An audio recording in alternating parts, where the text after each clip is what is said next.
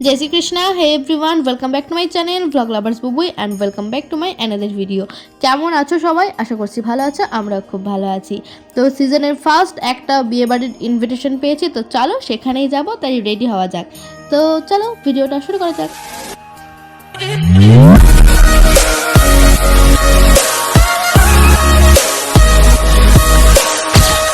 এক ঘন্টা ধরে পুরো আলমারি তছনছ করার পর যে কোন শাড়িটা আমি পরে যাব সেটা আর ভেবে পেলাম না, কারণ সমস্ত শাড়িগুলো পরেই মোটামুটি ছবি আছে, আর যে সমস্ত শাড়িগুলো পরে ছবি আছে সেই সমস্ত শাড়ি গায়ে ঠেকাতে না চাও আমার আম্বানি মন, মানে বুঝতেই পারছিলাম না যে কোন শাড়িটা পরে যাওয়া যাক। তারপর মায়ের আলমারি ঘেটে শাশুড়ি মায়ের কাছ থেকে এই শাড়িটা নিয়ে আসি, আর ব্লাউজটা হচ্ছে আমার নিজের মায়ের। মা এখানে এসেছিলো তখন ফেলে গেছিলো, মায়ের ব্লাউজ পরছি, শাশুড়ি মায়ের শাড়ি পরছি, নিজস্ব তো কোনো একটা জিনিস থাকা দরকার, সেই জন্য পেটিকোটটা আমার নিজের। তো কোইন্সিডেন্টলি তিনটেই ম্যাচিং হয়ে গিয়েছে। ব্যাপারটা ভাগ্য যখন খুব সাথে দেয় না, তখন এরকম ব্যাপার ঘটে। ব্লাউজটা অন্য শাড়িটা অন্য, কিন্তু তিনটেই বেশ ম্যাচিং হয়ে গিয়েছে। তো এই দেখো, আমার খুবই ঠান্ডা লেগেছে। এই ঠান্ডা লেগেও আমি যাব বিয়ে বাড়ি। যতই হোক সিজনের ফার্স্ট বিয়ে বাড়ির ইনভিটেশন পেয়েছি, ফেলে তো আর দেওয়ার নয়। তো দেখো, মায়ের কাছ থেকে এই কানেরটা নিয়েছি। এই কানেরটা মা সবসময় পরে থাকে, তো বললাম দাও, এটা আমি আজকে পরি। তো দেখো, কানেরটা একটু বেশি ছোট হয়ে গিয়েছে, আর একটু যদি বড় বড় হতো তাহলে দেখতে বেশ আরোই সুন্দর লাগতো। আর মোটামুটি এখানে শাখা পলা চূড় সমস্ত কিছুই আমি মোটামুটি একটা গয়না পরে নিয়েছি। তো চলো এবার আমি রেডি হই। প্রথমে তো ময়েশ্চারাইজার দিয়েছি, গরিব মানুষ, ঠিক আছে, সমস্ত কিছু সস্তার জিনিস দিচ্ছি, তাই ময়েশ্চারাইজারটাও হচ্ছে একদম পাতি নিভিয়া, যেটা আমরা সবাই আজকাল মেখে থাকি। এবার তোমাদের সকলের মনে হতেই পারে যে কার বিয়েতে যাচ্ছি, কোথায় বাড়ি, কি সম্পর্ক, মনে হতেই পারে, এটা স্বাভাবিক। যেহেতু আমরা সবাই মানুষ, তো মানুষের পরের ব্যাপারে নাক গলানোর স্বভাব একটু থেকেই থাকে, সে বাদ দাও। তো এই সম্পর্কটা অনেক দিক থেকে আছে। শ্বশুরের দিক থেকে ধরতে গেলে আমাদের গ্রামেরই একটা বিয়ে বাড়ি, শাশুড়ির দিক থেকে ধরতে গেলে উনি হচ্ছেন আমার শাশুড়ি মায়ের স্টুডেন্ট, আর বরের দিক থেকে ধরতে গেলে আমার বরের কাস্টমার। তো নানা রকম ধরে সম্পর্ক যখন হচ্ছে, একটু তো সেজে গুজে যেতেই হবে।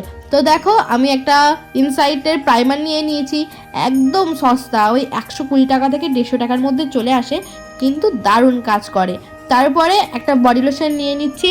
সবসময় মুখ চকচকে করলে হবে, গাটাও তো একটু করতে হবে, না ছাড়া মুখ ফ্যাটফেটে সাদা আর শরীরটা কালো, বড্ড বাজে দেখায় গো, সত্যি বলছি।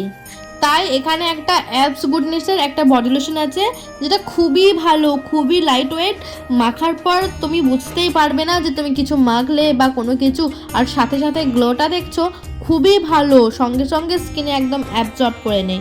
তো খুবই ভালো, সেটাই আমি মাখলাম।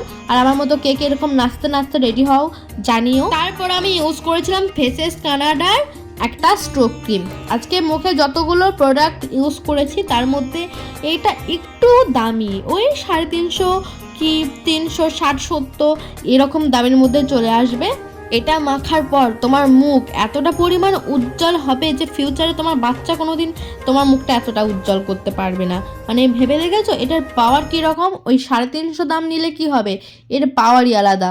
আমার মুখ হঠাৎ করে এতটা উজ্জ্বল হয়ে যাওয়ায় ধেই ধেই করে একটু নেচে নিয়েছি, কারণ জানি না তো ভবিষ্যতে বাচ্চা কাচ্চা কোনোদিন আমার মুখ উজ্জ্বল করতে পারবে কিনা। তারপর আমি ইউজ করেছিলাম ইনসাইটেরই একটা ফাউন্ডেশন।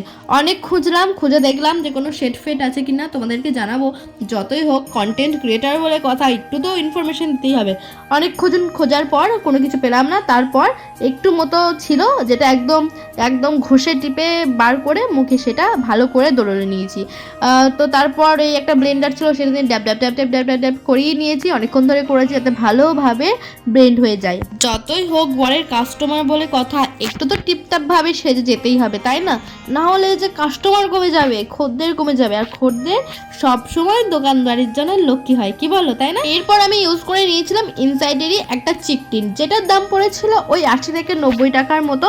এটা তুমি গালে লাগালে এমনভাবে তোমার গালটা গ্লো করবে, প্লাস এমনভাবে গালটা তোমার লাল টুকটুকে লাগবে যে বিয়ের পর শ্বশুর বাড়িতে এসে এই পাড়ার কাকিমা জেঠিমা এদের নানা রকম কথা শোনার পর লজ্জাতেও তোমার গাল এতটা লাল হয়নি। আর এর পিগমেন্টেশন নিয়ে সে কি আর বলবো, শ্বশুর বাড়িতে থাকার ইচ্ছে তোমার চলে যাবে, বরের থেকে তোমার মোড় উঠে যাবে, কিন্তু এই টিন্ট কিন্তু তোমার গাল থেকে একদম উঠবে না, যেমন থাকার ঠিক তেমনই থাকবে।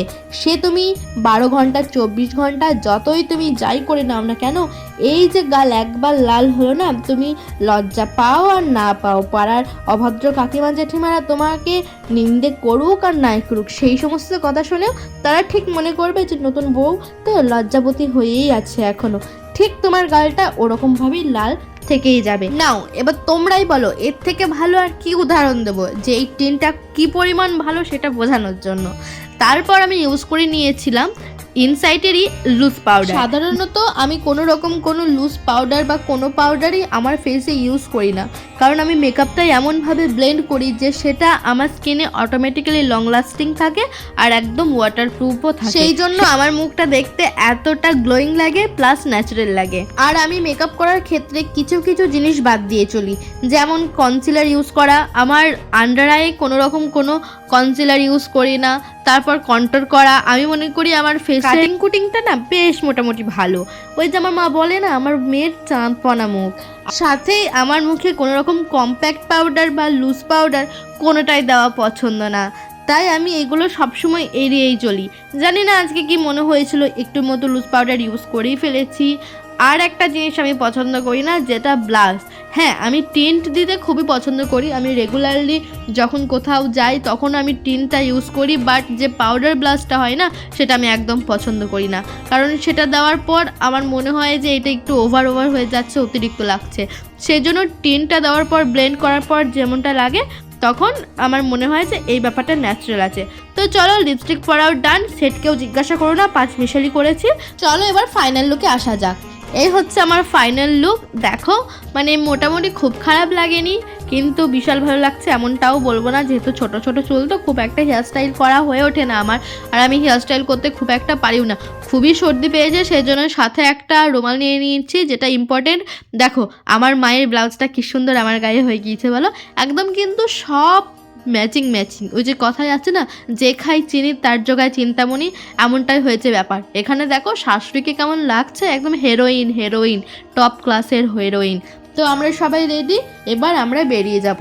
এখানে দেখো 3টে গাড়ি রেডি, একটাতে আমি আর আমার বর যাব, একটাতে ভাসুরের বউ যাবে, আর শুভ দাদা আছে, তো উনি নিয়ে যাবেন মাকে, বাবা যাবে না, বাবা ঘরেই থাকবে। তো আমাদের গ্রামেই অনুষ্ঠানটা হলে কি হবে, পাড়াটা ছিল অন্য একটু দূরত্বে, তো সেই জন্য বাইক নিয়েই আমাদের সকলকে যেতে হয়েছিল। তো মা এই পাড়াতে সেন্টার করে, তো সেই জন্য আমাদের স্পেশালভাবে ইনভিটেশন ছিল। আর এখানে দেখো বরকনে দুজনেই আছে, আজকে ছিল রিসেপশনের ভোজ খেতেই আমরা এসেছি। বিয়েটা 2 দিন আগে হয়েছে, বিয়ে হওয়ার পরের দিন, তারপরের দিন ছিল রিসেপশন। তো এখানে দেখো বরকনে দুজনকেই বেশ মানিয়েছি, খুব মিষ্টি লাগছে। আমার পার্সোনালি তো বউকে খুব ভালো লেগেছে দেখতে। মা এখন এদের সঙ্গে ছবি তুলবে, যতই হোক মা দিদিমণি বলে কথা, তো তার স্টুডেন্টের ইচ্ছে যে দিদিমণি নাকি তার সঙ্গে ছবি তুলবে। দেখো পোজ কানা, দেখো মা হিরোইন সেজে গিয়েছে না, পোজ কানা দেখো। তো তারপর শুভদাদাও এসেছিলো ছবি তুলতে, শুভদাদার বউ আসেনি, তো আমি শুভদাদাকে বললাম একদিক কীরকম ফাঁকা লাগছে না, তো সে কথা শুনেই হাসছিল। তারপর আমরা এখান থেকে বেরিয়ে চলে গেছিলাম ভোজ খেতে। তো বলে রাখি দিনেও এনাদের ভোজ খাওয়ানো হয়েছিল, দিনে যেহেতু আমাদের বাড়ির সবাই দোকানে ছিল, মায়েরই একটু অফিস ছিল, তো সেই জন্য আমরা এসেছিলাম রাতে ভোজটা খেতে। তো দেখো এখানে আমরা সিটে বসে গিয়েছি, আমরা ছিলাম একমাত্র লাস্ট ব্যাচ, আর আমরা সাজুকুজু শুরু করেছিলাম সেই 6:30 কি 7টা থেকে, আর এসে খাওয়া দাওয়া করতে বসেছে কিন্তু সেই সবার শেষে। আর এখানেই দেখো রানী হ্যালো গাইস করছে, তোমরাও সবাই একটু হ্যালো করে দিও। আসলে কি বলো তো, আমি একটু বেশি বক করি, তো তাই যখন তখন যে কারোর সঙ্গে আমার পরিচয়টা খুব ভালোভাবেই হয়। তো ফাইনালি এখানে আমরা পাতা নিয়েছি, মানে খেতে বসেছি। এবার আস্তে আস্তে আমরা সমস্ত কিছুই খেয়ে নেবো, কিন্তু একটা প্রবলেম খুব হয়েছে, যেহেতু টেবিলটা একটু উঁচু নিচু করেছিল, তাই বারবার আমাদের টেবিল থেকে জিনিসগুলো না বারবার উল্টে যাচ্ছিল। তো পাতা দিয়েছে, জল দিয়েছে, নুন দিয়েছে, এরপর আস্তে আস্তে সমস্ত তরকারিও দেবে। এবার আমরা তো খেয়ে নেবো, তোমরা আর কতক্ষণ বসে বসে দেখবে, রাত হয়েছে, তোমরাও খেয়ে নাও। তো চলো, এই ছিল আজকে আমার ভিডিও, কেমন লাগলো জানিও, ভালো লাগলে লাইক কমেন্ট শেয়ার অবশ্যই করে দিও। আর যারা নতুন আছো তারা কি করবে বলো তো, অবশ্যই চ্যানেলটাকে সাবস্ক্রাইব করে দেবে। আর যারা ফেসবুক থেকে ভিডিওটা দেখছো তারা অবশ্যই ফলো না করা থাকলে ফলো করে দেবে। দেখা হচ্ছে খুব তাড়াতাড়ি পরের ভিডিওতে। ততক্ষণের জন্য টাটা, সবাই ভালো থেকো, সুস্থ থেকো। আমরা তো অলরেডি চলে এসেছি বিয়ে বাড়ি থেকে, এবার আমরা ঘুমাবো। Tata, good night.